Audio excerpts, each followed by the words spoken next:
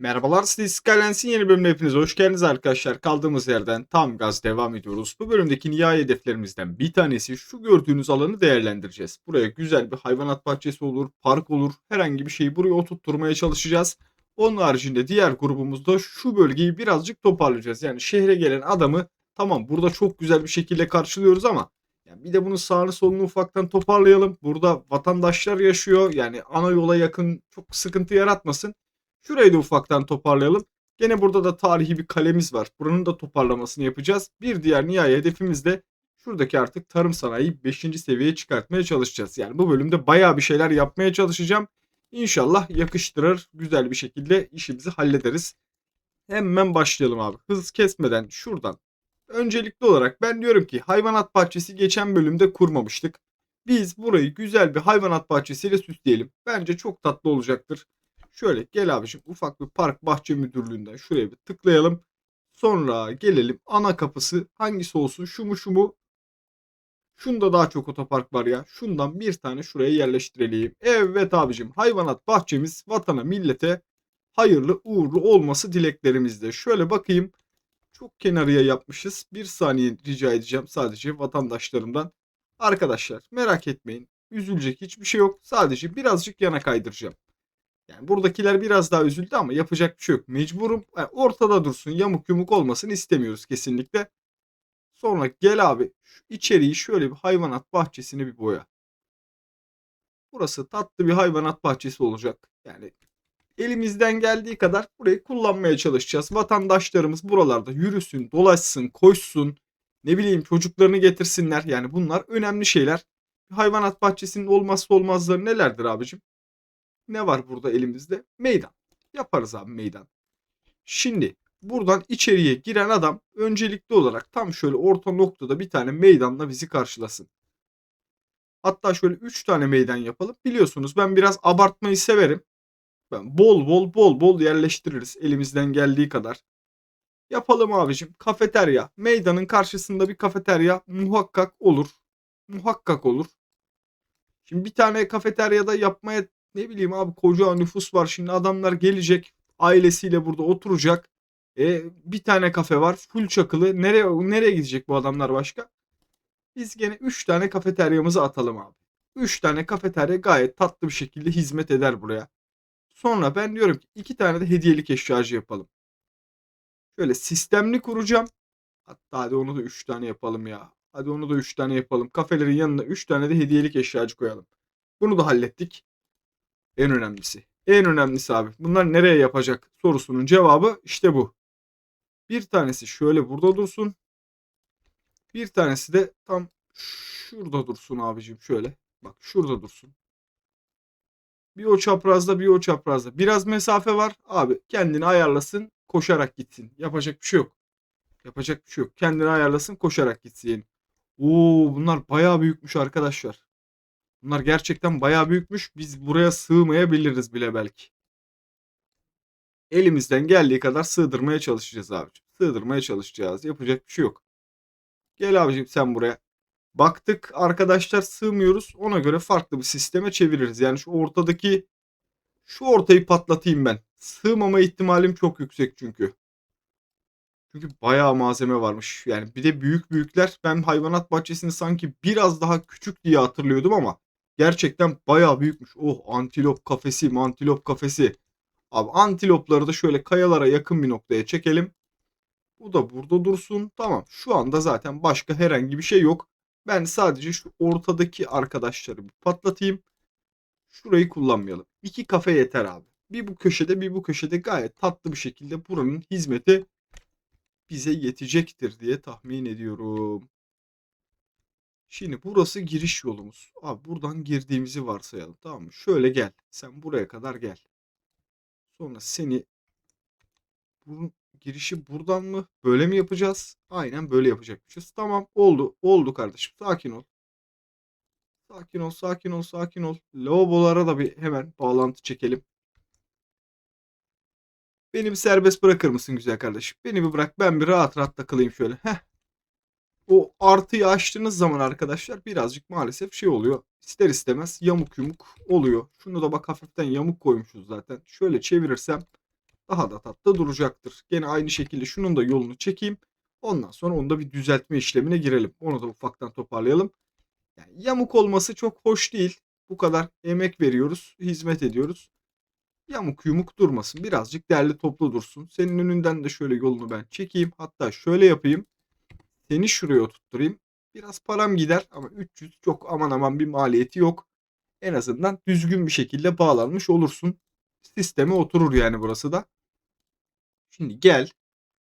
Şimdi 90'ı ver bana. Arkadaşlar bu 90'ı bir açıp bir kapamamız bize bazı konularda avantaj sağlayacak. Merak etmeyin. Ama hani her zaman da değil. Böyle ufak ufak bağlantılarını yapalım. Oradan da bağlantıyı verdik. Gel abicim sen şöyle dümdüz. Şuradan da şuraya bağlantı verelim. Senin suyun mu yok abi? Su ulan koca yerde vallahi susuz kalmış adam. Al kardeşim suyunu gönderdim. Elektriğiniz geliyor arkadaşlar. Merak etmeyin. Elektrik aktarma işlemlerine başlayacağız şimdi. Halledeceğiz size. Antiloplar elektriksiz kalmayacak. Hızlı bir şekilde elektriklerinizi vereceğim. Akabinde şuradan ortadan şuraya kadar bir gidelim. Şu lavabonun önünden almak lazım. Adamlar buraya kadar gelecekler. Burası biraz tenhada kaldı ama dediğim gibi yapacak bir şey yok. Yapacak bir şey yok. Bir şekilde halledeceğiz arkadaşlar. Elimden geldiği kadar düz çekmeye çalışacağım. Daha sonra onu toparlayacağım. Yani şuraları toparlayacağım. Bunları buralara yaslayacağım ki daha düzgün bir formatta en azından olsun. Aynen meydanın karşısında kafemizi de yapmış olalım. Şu lavabo birazcık terste kaldı ama sorun değil arkadaşlar. Onu da hallederiz şimdi. Onu da hallederiz. Gel abi sen.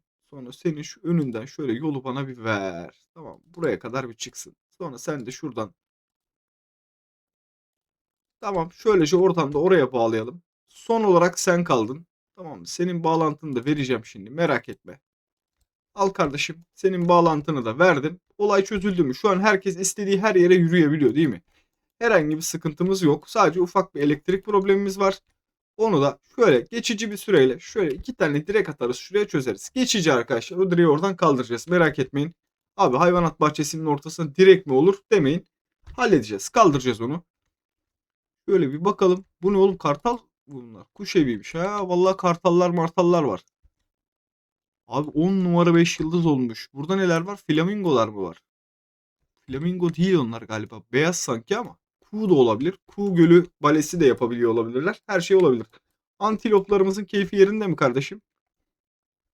Antiloplarımızın keyfi gayet yerinde. Şu arka hattı ufaktan ağaçlandıracağım. Yani bunlar sonuçta antilop. Araç sesinden ne bileyim ıvır zıvır sesinden etkilenmesinler çok fazla. Şu arkayı ufaktan biz bir kapatalım. Yani ne olur ne olmaz yazık günah hayvanlara ses bariyerli zaten otobanımız. Ondan yana problemimiz yok ama dediğim gibi biz şurayı gene ağaçlandıralım. Antiloplarımıza yazık günah. Adamlar o kadar emek vermiş buraya getirmiş Afrika'dan antilopu. Biz de onları burada ürkütüp hayvanları strese sokmayalım. Şöyle ağacımızı çekelim. Şurayı da kapatalım. Arkadaşlar şimdi burası bir hayvanat bahçesi. O sebepten dolayı bunun sağını, solunu, etrafını komple kapatmam gerekecek. Yani olur bir aslan kaçar, bir çita kaçar. Allah muhafaza şehre dalar. Sonra başımız ağrır. Belediye kaçırdığı hayvan yüzünden. Bunlar ne? Aa geyikler. Arkadaşlar geyikler de burada bak. Yoldan geçenler buradaki geyikleri çok rahat bir şekilde görebilecek. Yan kapı yapma gibi bir niyetim vardı. Yani şuralardan birer tane yan kapı ekleyeyim diyecektim ama eklemeyeceğim abi. Herkes gelsin şuradan paşa paşa girsin. Hayvanat bahçesine gidiyorsunuz. Bir tane kapısı var. Sağında, solunda, önünde, arkasında kapı yok. Tek kapıdan gelin. Paşa paşa işinizi halledin gidin abiciğim. Alın size hayvanat bahçesi. Belediye yaptı mı yaptı. Yapmadı olsa yapmadık deriz. Ama gördüğünüz gibi belediyemiz zararına şuradan bakarsanız size hayvanat bahçesi sunuyor. Siz oraya 28 vatandaşımız ziyaret etmiş. Yeter. Gayet yeter abicim. Ben şuranın çit çalışmasına başlayayım. Abi çit önemli. Yani hayvanat bahçesinde özellikle çit çok önemli. Buradan ne olur ne olmaz. Dediğim gibi geyik kaçar, antilop kaçar. Yani şu alanın içinde bulmak çok çok daha kolay. Ama şimdi bu gider tutar bambaşka bir yere gider ondan sonra Allah ki ne Allah. Ara dur ondan sonra antilopu geyiği nereye gitti bu diye. Tamam. Burayı da kapattık abicim. Buradan da girmezler herhalde artık yani. Bayağı bir kapattık bu tarafını. Burası zaten ses bariyerli. Gördüğünüz üzere ağaçlıklı maaçlıklı gayet tatlı bir şekilde duran bir yer. Sadece şuradan bir yerden alacağız. Şuradan vatandaşlarım içeriye sızma yapmasın. Aynı şekilde bizim hayvanlar da oralardan kaçmasın diye çok mu yaklaştırdım? Biraz fazla yaklaştırdım galiba.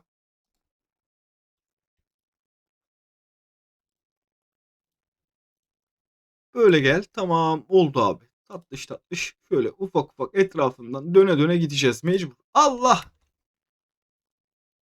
Yolu patlattık.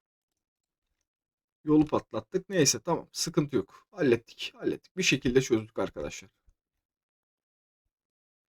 Bak şurada ağaçların arasından bu tarafa geçebilirim. Ya da ağaçlar orada kalsın. Şuradan kapatalım. Sorun olmaz. Sorun olmaz arkadaşlar. Problem değil. Şuradan kapatırız. Sonra şuradan tekrar bu tarafa geçer. Şöyle dümdüz geliriz. Tamam mı? Sorun yok. Aynen. Gayet tatlı bir şekilde bağlandı. Şimdi binaları patlatmıyoruz değil mi? Evet abicim gel böylece. Binaları patlatmadan maksimum yakınlıkta çektiğimiz anda olay tertemiz olacak. Tamam burası da okey. Binaların arkasını da kapatmış durumdayız. Şuraya bir şey yapar mıyım bilmiyorum ama bence yapmam ya. Şöyle burası da böylece dümdüz kapansın. Gayet tatlı bir şekilde üf mis gibi oldu abi. Hayvanat bahçesini kapatma işlemini bitirdik. Herhangi bir şekilde dediğim gibi sızma, kaçma o tarz operasyonlarda ekiplerimiz görevinin başında olacak. Sonra gelelim normal standart parklardan abi şu hayvanat bahçesinin karşısına güzel bir otopark atalım. Adam arabasıyla gelecek, çoluğuyla çocuğuyla gelecek. Bu insanlar eziyet etmeye gerek yok kardeşim. Gelsin adam paşa paşa bıraksın arabasını şuraya buradan geçsin karşıya köprüden gitsin hayvanat bahçesinin yanına yerleştirsin. Dolaşsın takılsın gezsin sonra demeyin abi arabamızı park edecek yer bulamadığımız için hayvanat bahçesine babam beni götürmüyor demeyin. Alın size hayvanat bahçesinin yanına yaptık 10 numara 5 yıldız otoparklarını da koyduk. Tramvay yaptık ya tramvayla gelin. Bırakın abi arabanızı şehrin bu tarafına tramvaya atlayın tramvayla gelin. Daha ne yapalım? Ne istiyor bir sonraki seviye için? Tamam biraz ziyaretçi toplayacağız. 95 kişi gelmiş. Ufak tefek şuralarda dolmaya başladığı anda zaten ortalık yeşillenecektir. Ortalık şenlenecektir. Bu hayvanat bahçesi buraya bayağı bir değer katacak. Şimdi gelelim abi bizim sanayi ihtiyacımızın kalan işlerini toparlamaya. Arkadaşlar ben diyorum ki şu alanı da komple tarıma verelim. Çünkü şu anda şeye giremiyoruz. Orman sanayi işine maalesef daha başlayamadık. O sebepten dolayı ben diyorum ki şuradan bu tarafa çıkmadan yani o ileriye doğru gitmeden şurayı şöyle ben bir sanayi alanlarına devam ettireyim. Ama şeye çıkmayacağız. Söyleyin ismini şu yola bağlantı vermeyeceğim ki arkadaşlar yolumuz sıkıntıya girmesin. Şuraya bağlanabilirsin. Çok problem olmaz. Sonra hatta şuradan sonrasında küçük yollarla yapalım. Başımız ağrımasın abiciğim. Al sana fıstık gibi sanayi alanı. Ver benim alanımı. Ver benim boyama alanımı kardeşim. Şurada. Sanayi, sanayi, sanayi, sanayi. Şu. Tamam. Şurayı da boya kardeşim. Çık şuraya biraz daha. Çık orman sanayi. Yapıştır. Tamamdır. Böyle buraya da orman sanayi gelmeye başladığı anda zaten sanayi ihtiyacımız da baya bir azalacaktır diye ümit ediyorum. Ümidimiz o yönde. Bu taraflara doğru dediğim gibi çok fazla çıkmayacağım ama şu bölge bizim şeyi kaldırmayabilir. Yani genel şehrin tüm ihtiyaçlarını sonuçta buradan karşılıyoruz şu anda. Bu biraz beni yoracak gibi ya. O yüzden dolayı ben diyorum ki şunun arkasından da şöyle bir tane yol atayım. Ufak çaplı bir yol. Şöyle gayet tatlı bence. Gel kardeşim sen şuraya kadar. Seni de şuradan şuraya bağlayalım. Yani burayı da kullanayım. Çöp tesisidir vesairedir o tarz işlemleri yapmak için bu bölgeyi de aktif olarak kullanalım. Çünkü yetişmeyecek. Ben net eminim bir yerden sonra patlak verecek yani bizim ekonomi. O yüzden dolayı şimdiden onun önlemini en azından almış olalım. Yolumuz hazır olsun. Çekme işlemi kolay. Pıt pıt pıt direkt başlarız üstünden geçmeye. Ya kardeşim sen şurayı da boya. Burada şimdi küçücük bir adam kaldı. Susuz kalmasın. Onun da suyunu çekelim. Şu çöp tesislerini zaten bir süre sonra komple kullanmayacağım. Onların hiçbiriyle işimiz olmayacak. Onlara kaldıracağız arkadaşlar. Temiz ve çevreci bir şehir olacak. Tamamen doğal, tamamen nitelikli vatandaşların yaşadığı bir şehir olacak. Şu göbeği de toparlayamadım hala ama dediğim gibi şurayı da toparlayacağımız için gerçi paramız varmış ya. Ekonomi bayağı toparlanmış. Şimdi bak. Şunları bir patlat. Şurayı da patlat. Tamam mı? Gel abicim sen şuraya. Nerede bizim yollar? Şunlardan alalım. Bana 90'ı nasıl göreceğim ben? Şöyle mi? Galiba şu eşit gibi duruyor arkadaşlar. Yani şu an tamamen doğaçlama yapıyoruz. Tamamen doğaçlama yapıyoruz. Şöyle bakacağım. Şimdi de hafiften sağa yatık durdu. Yani aynen az bir şey sağa yatık duruyor. Şuraları da patlatalım. Galiba şu anda başardık gibime geliyor ama bir denemek lazım. Bir bakmak lazım. Ne durumdayız? Burası tamam mı? Burası şehre giriş değil mi kardeşim? Evet tamam okey. Alt taraf biraz yamuk ama yukarıdan baktığınız zaman en azından şurası düzgün duruyor. Şurada ufak bir yamukluğumuz var. Onu da hiç bozmayalım. Şunu hafiften toparlarsak aynen abi tertemiz bir şekilde bağlantısını düzelttik. Biraz daha derli toplu oldu ama devamını halledeceğiz. Devamını yavaş yavaş yapacağız. Şimdi tarım sanayi ile alakalı bir iş yapacağız demiştik. Tarım sanayi tarafında gelelim. Gel abicim tarım sanayi tarafına da hemen toparlama işlemlerine başlayalım. O kadar değirmenimiz var. Ondan sonra bana ham madde gelmiyor. Yok işte başkanım biz burada açlıktan ölüyoruz. Kırıldık gibi kesinlikle o tarz şeyler duymak istemiyorum. Alın kardeşim size yeni sera alanları. Yapın, ekin, dikin, yetiştirin. Biz de belediye olarak işleyelim ve satalım. Size bunun garantisini veriyoruz abicim. Belediye diyor ki kardeşim sen yeter ki üret. Biz bunu her türlü alır, işler, satarız. Kesinlikle seni de mağdur etmeyiz. Elimizden geldiği kadar her şeyi yapmaya çalışacağız. Hemen arkası zaten tarım sanayinin olduğu bölge. Ondan yana da herhangi bir problemimiz yok. Yani burada ürettiğimiz mahsulü eğer değirmenlerimizden çekemezsek burada vatandaşımızın açtığı kendi fabrikalar var. Tarım fabrikaları var. Örnek veriyorum. Aslı'nın hamur işi şirketi var kardeşim. Aslı abla geliyor bizden buğday unu alıyor. Ha burada değirmenlerimizden. Devletten geliyor buğday ununu alıyor. Gidiyor orada poğaça börek yapıyor kardeşim. Geliyor burada şehrin marketlerinde sattırıyor. Fırınlarında sattırıyor. Yani dediğim gibi sistemimiz bu. Tamamen devletle vatandaşla iç içe ortaklaşa çalışarak bir şeyler yapmaya çalışıyoruz. Biz yükün çoğunu biz alıyoruz. Vatandaş istediğini üretsin kardeşim. Bu neymiş mesela? Bu benim tarzım LTD ŞT'yi. Bu adamlar da bizden keteniplik alıyor. Ketenipliği gelip burada dokuyor. Bu benim tarzım LTD ŞT'yi de elbiseler üretiyor. Bu kadar. Sistem tamamen böyle çalışıyor bizim şehrimizde. Şimdi ben buraya bir tane göbek yapmam lazım. Ama nasıl bir şey yapacağımı inanın daha karar veremedim. Şurası komple bizim tarım sanayisi olacak. Yani şu alanı gördüğünüz komple hayvan ve tarım sanayi olarak ayıracağım. Yani ortaya kadar büyük ihtimalle şuraya kadar sanayi çıkarız. Buradan sonrasında hayvan sanayiye çeviririm bu tarafları da. Buraya 4 yani 4 yöne de ayrılan sağ tarafa, sol tarafa, yukarıya ve aşağı giden bir döner kavşağa ihtiyacım var. Elle yapmak çok uzun sürecek. Ben diyorum ki şu tarz bir şey mi kullansak hazırlardan ama bu da çok yer kaplıyor işte. İşin sıkıntısı o. Yani ne yapacağıma karar veremedim gerçekten. Mantıklı olan şöyle bir şey kullanmak olabilir. Ama bu da trafiği ne kadar tutar bilmiyorum. Bu ne abi? Haritanın tek şeyi kadar bizim için çok büyük. Şunlar var ama bunlar da bir yerden sonra patlıyor. Yani buradaki tarımın trafiğini kaldırabilir mi bilmiyorum. Mantıklı olan bak şu olabilir belki. Aynen abi. Bu burada bak bu burada iş yapar işte. Durdurduk. Durdurduk zaten oyunu. Şu kanatları patlatıyoruz. Şu yolları da patlatıyoruz. Arkadaşlar yeni bir sistem yapacağız. Merak etmeyin. Tamamen size daha iyi hizmet verebilmek adına bu işleri yapıyoruz. Şurası bence eşit gibi sanki. Aynen abicim. Şurası gayet de tatlı duruyor. Gel şimdi bizim yollarımızı ver. Page up, page down. Çık yukarıya. Gel sen şuradan şuraya bağlan. Aynı şekilde sen de gel şuraya bağlan. Şurada birazcık şey var. Hani eşit değil. Sonra bir anda daraldığı için yol maalesef orası o şekilde duracak. Ya biraz daha birbirine yaklaştırırım ama bize ne katar bilmiyorum. Dur bakayım deneyelim. Ben bir deneyeyim arkadaşlar. Şurayı biraz daha yaklaştırmayı. Bakayım başımıza güzel bir şeyler gelirse tekrar geliyorum hemen. Evet, biraz daha derli toplu bir hale geldi. Bence çok daha özverili oldu diyeyim. Biraz daha düzgün oldu. Aynen abi. Şöyle baktığınız zaman gayet de tatlı bir şekilde duruyor. Sadece şuranın bağlantılarını vermeden oyunu başlattığım için bana birazcık buradaki arkadaşlarım sövüyor olabilir. O yüzden gelin kardeşim. Ah be ya, şu yolu düzgün bağlayamamışız.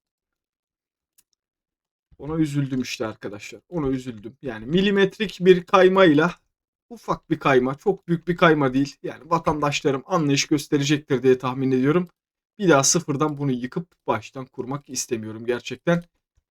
Kırmızı ışıklarımızı kapatıyoruz. Kırmızı ışıklar iptal. Sonra geliyoruz abicim. Şunları bakın arkadaşlar. Movit diye bir mod var. Bunu indirebilirsiniz. Ben bildiğim için büyük ihtimalle şunlar istediğim genişliğe ulaşmayacak. Ama şansımı bir deneyeceğim. Aynen. Sıkıntı olmadı. Tamam, sorun yok. Sorun yok. Her şey kontrol altında. Devam abicim. Şu aşağıdan gelen araçlar için de burası tek yöndü zaten. Onun için de şuraları otoban yoluna çeviriyoruz ki vatandaşlarımız herhangi bir şekilde üzülmesin.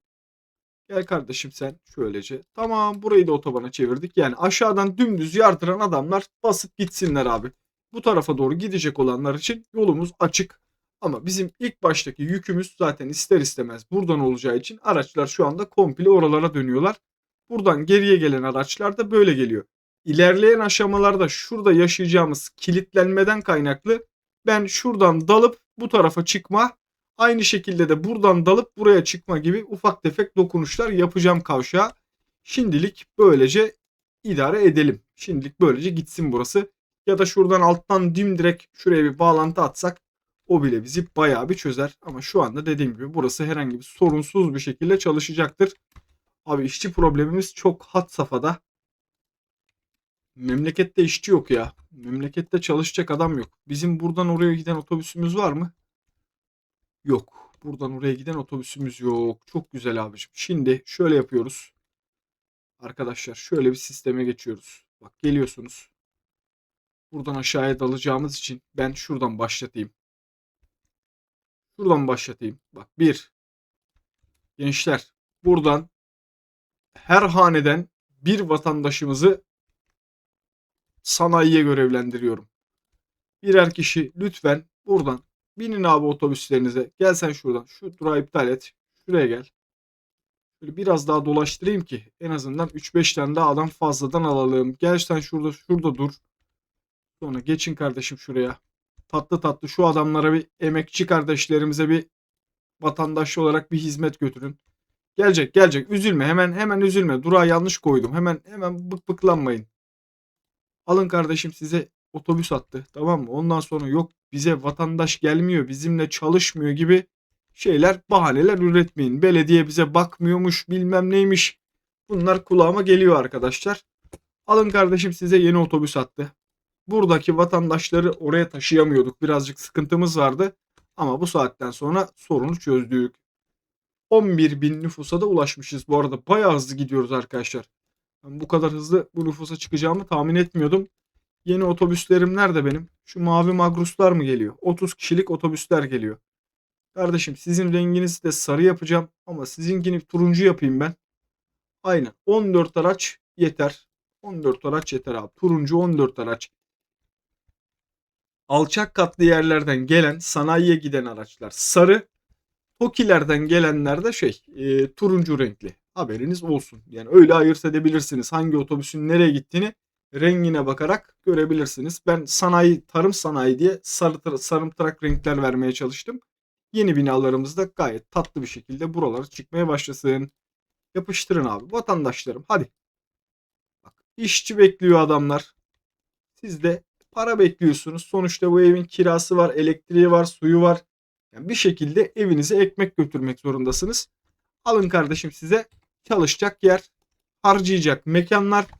Alın abi çoluğunuzu çocuğunuzu da getirin. Bak, hayvanat bahçesi de yaptık size. Tatlı tatlı takılın. Bayağı da bir vatandaş gelip gidiyor sanki buralara ama 350'ye yaklaşmışız. 350 kişi olduk hatta. Son 150 kişi daha geldiğinde büyük ihtimalle oranın popülasyonu bir üst seviyeye geçecektir. Abi bunlar adam gelmiyor diyor. Biz de ufaktan seyreltelim. ufak ufak seyreltelim. Yani buranın nüfusu bu kardeşim. Buraya daha fazla nüfus eklenmeyecek. Yani buraya eklenirse dışarıdan turist gelir. Onun haricinde buraya adam gelmez. Yani ben sana turist çekmek için elimden geleni yaparım. Şöyle yaparım kardeşim. Bak. Şöyle yaparım. Gelirim buraya.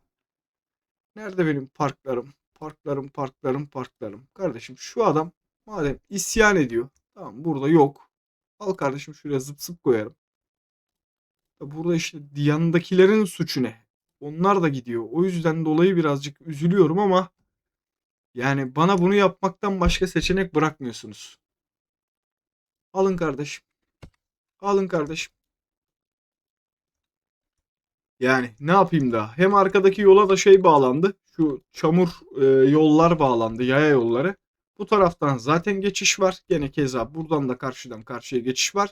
Ortada sadece geçiş olmayacak. Kardeşim seni yıkacağım. Senin yüzünden gitti oradaki adamlar.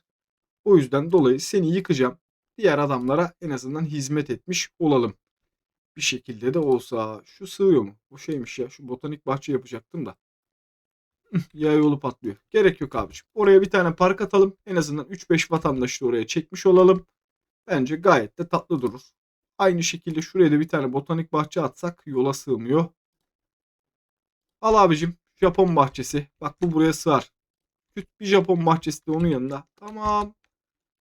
Turist çekelim. Yani normal vatandaşımızın nüfusu çekemiyorsa, yetmiyorsa. Binaya bak. Abi çok tatlı olmuş. Vallahi çok güzel olmuş. Adam mekanı var ya, mekanı. Buradan çıkmam ben. Abi çok güzel mekan olmuş. Bir de eczane olmayaymış daha güzel olurmuş. Sanki böyle bak arkası kafe mafe gibi ama bilmiyorum benim çok hoşuma gitti. Binanın yapısı tarzı böyle pasta dilimi gibi olmuş. Bir de böyle bir tatlıcı pastacı bilmiyorum çok güzel olurdu. Tamam. Burayı da hallettik arkadaşlar. Elektrikle su problemimiz ne durumda? Elektriğimiz fena değil. Atık su tarafında birazcık sıkıntımız var. O da ufak ufak çözülecektir. Evet abi otobüslerimiz şehrimizde dolaşmaya başlamış. Ki vatandaşlarımız da otobüs beklemeye devam ediyor.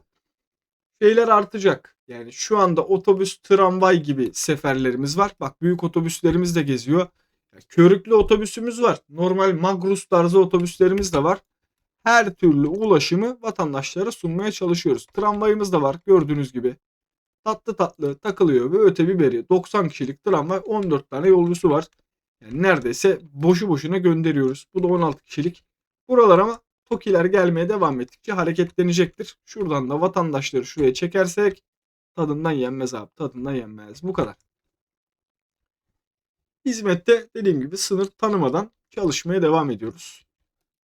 Buralarda bir sıkıntı var mı? Abi işçiniz gelecek. Halledeceğiz. Yavaş yavaş, yavaş yavaş. Sakin olun.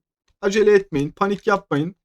Biz belediye olarak size bir söz verdik. Bunun karşılığında elimizden gelen her şeyi yaparak sizin personel probleminizi ortadan kaldıracağız kardeşim. Abi şu duraklar korkunç kalabalık ya. İyi iyi tramvaydan iniyorlar otobüse biniyorlar. Bu sarı otobüsler bizim şeye gidiyor. Sanayi binasının oraya gidiyor.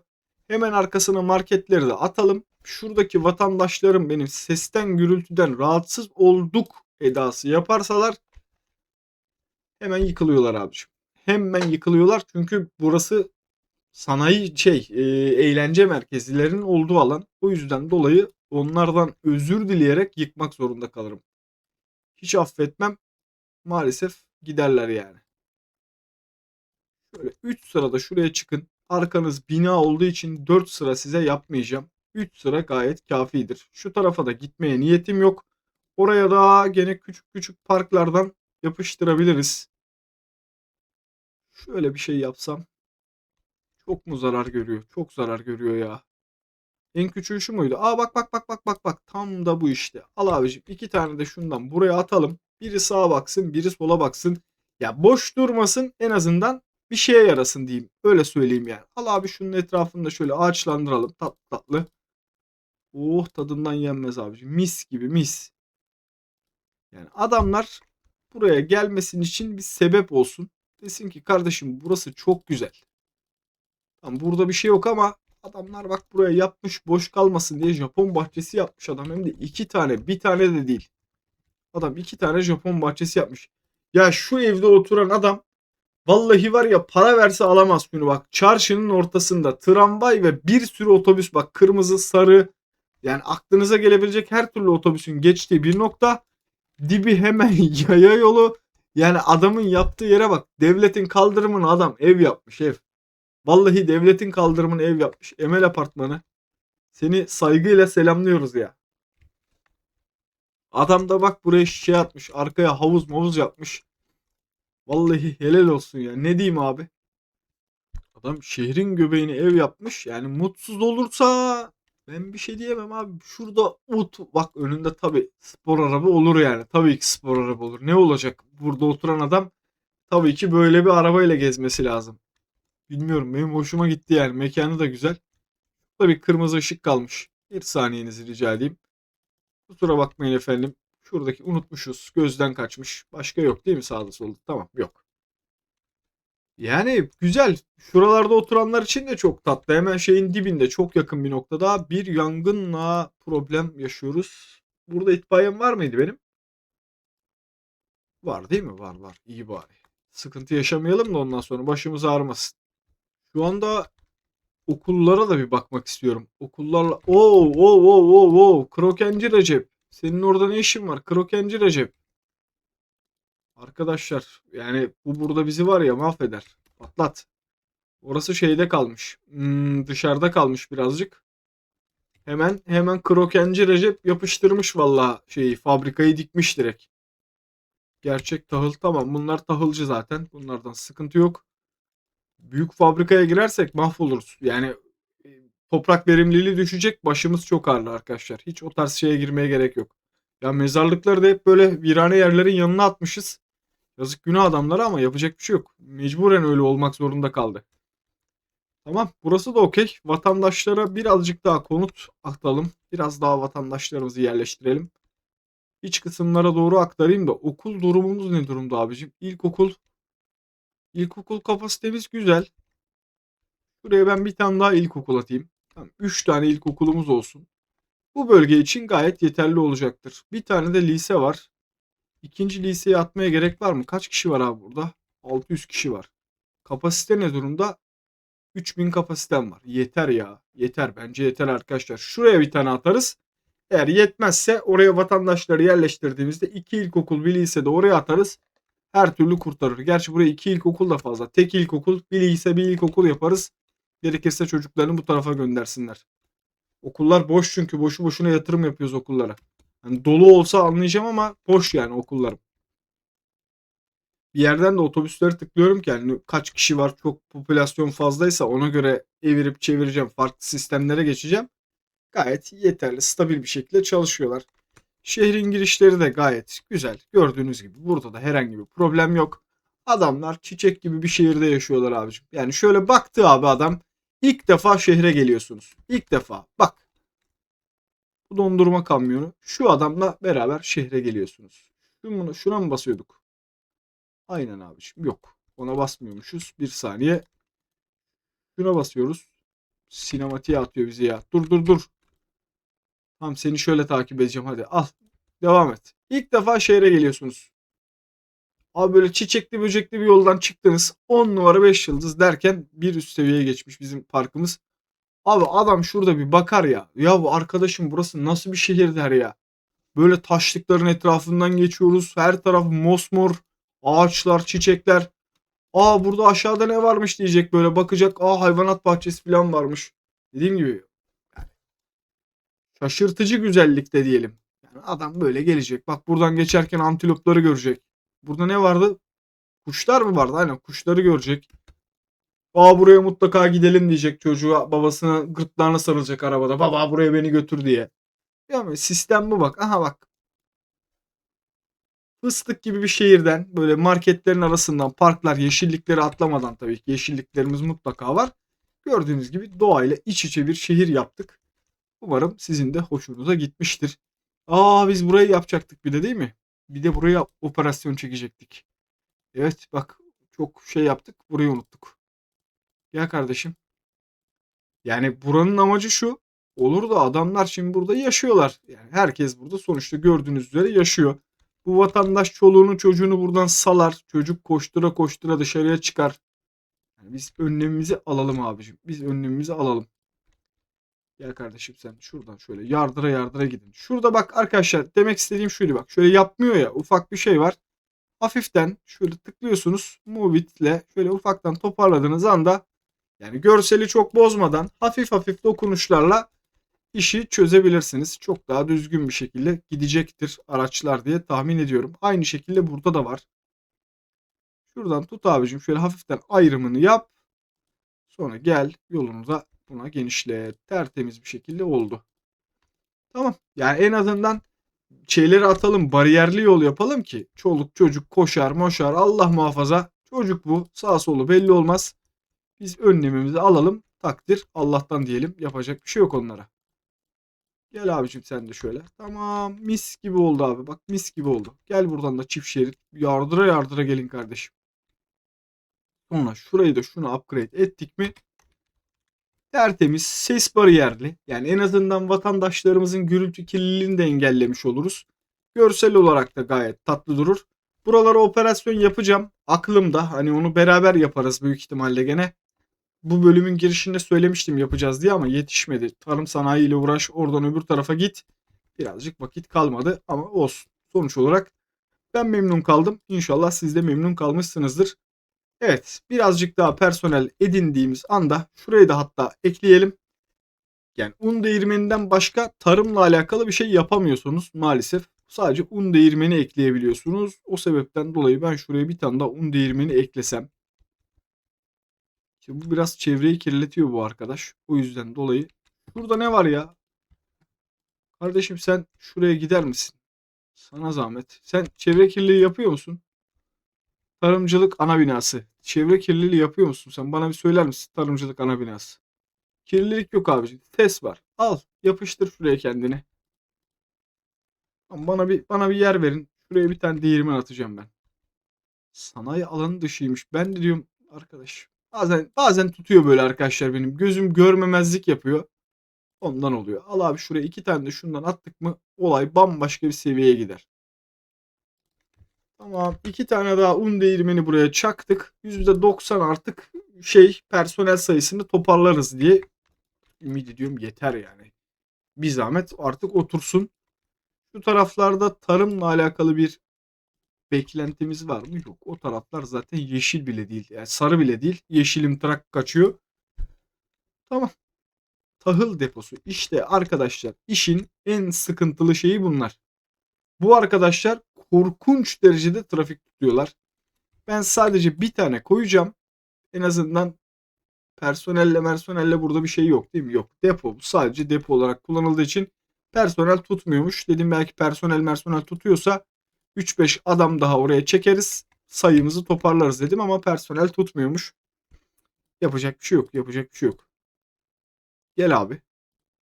Seni şöyle biraz daha uzatayım. Ya bu yaptığım yalandan arkadaşlar. Şu yaptığım şu anki iş gerçekten yalandan bir iş. Ben seni nereye atsam bilemedim ki. Ben seni şuraya atayım. Güzel kardeşim. Sen burada takıl. Sen o tarafa git. Çünkü yoksa buraya ben birkaç tane daha şey atayım.